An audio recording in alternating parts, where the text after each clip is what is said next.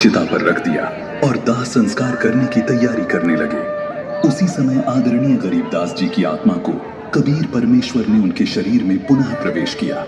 10 वर्ष के बालक गरीबदास एकाएक जीवित हो उठे और उस पूर्ण परमात्मा बंदी छोड़ कबीर साहिब की महिमा और सतलोक का आंखों देखा हाल अपनी अमृतवाणी के माध्यम से बोलने लगे। गांव वाले गरीबदास जी की अमर वाणी को समझ नहीं पाए। उन्होंने सोचा कि बालक गरीबदास जीवित तो हो गया, लेकिन बच्चे को बाबा ने फटकार मार दी है, इसलिए बड़बड़ा रहा है, पागल हो गया है। गरीबदास जी महाराज परमात्मा की अमर वाणियों का उच्चारण करते रहते थे। गांव वाले बालक गरीबदास को बावलिया कहने लगे। 3 वर्ष पश्चात एक दादूपंथी संत गोपाल दास जी भ्रमण करते हुए गांव छुड़ानी में आए। गांव के कुछ लोगों ने आग्रह किया कि हे महात्मा जी, एक बालक है गरीबदास, लड़की का लड़का है, किसी संत ने उस पर जादू टोना कर दिया है, वह पागल हो गया है। संतों की विद्या को संत ही काट सकते हैं, आप दया करें। गोपाल दास जी के बुलाने पर गरीबदास जी के नाना जी गरीबदास जी को गोपाल दास के पास लेकर आए। दादू दास जी ने पूछा कि बेटा, वो बाबा कौन था, कहां ले गया था जिसने तेरे को बर्बाद कर दिया। संत गरीबदास जी ने कहा कि महात्मा जी, उस बाबा ने मुझे बर्बाद नहीं, मुझे आबाद कर दिया है। फिर परमात्मा से प्राप्त ज्ञान की अमर वाणी बोलनी शुरू की।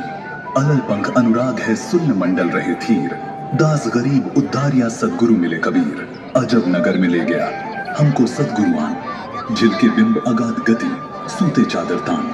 हम सुल्तानी नानक तारे दादू को उपदेश दिया, जाति जुलाहा भेद नहीं पाया, काशी माहे कबीर हुआ। गोपाल दास जी ने गरीबदास जी को वाणियों का उच्चारण करते हुए देखा तो उनको समझते देर नहीं लगी कि ये तो अजब अमर वाणियां बोल रहे हैं, क्योंकि गोपाल दास जी खुद दादू पंथ से जुड़े हुए थे।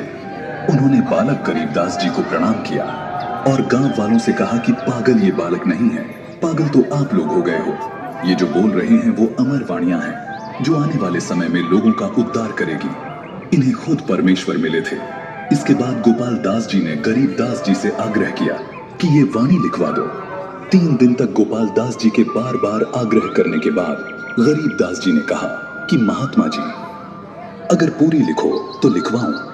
तो गोपाल दास जी ने कहा, महाराज जी, मैं घर गृहस्थी से बिल्कुल फ्री होकर केवल भगवान पाने के लिए घर से निकला हूं। ऐसा पवित्र कार्य करने की सेवा अगर इस दास को मिल जाए तो बहुत कृपा होगी।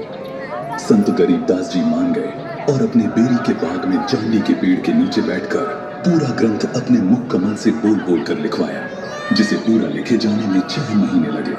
इस प्रकार अमर ग्रंथ साहिब की रचना हुई। पूर्ण परमात्मा कबीर साहिब जी ने संत गरीबदास जी महाराज की दिव्य दृष्टि खोल दी थी। जैसे महाभारत के युद्ध के दौरान संजय महाभारत के युद्ध का हाल अपनी दिव्य दृष्टि से देखकर धृतराष्ट्र को ज्यों का त्यों सुना रहे थे। जैसे संत तुलसीदास जी ने लाखों वर्ष पूर्व त्रेता युग में घटी घटना यानी श्री रामचंद्र जी की जीवनी कलयुग में हिंदी व ब्रज भाषा में लिखी, जिसे सर्व हिंदू सत्य मानते हैं, ठीक इसी प्रकार संत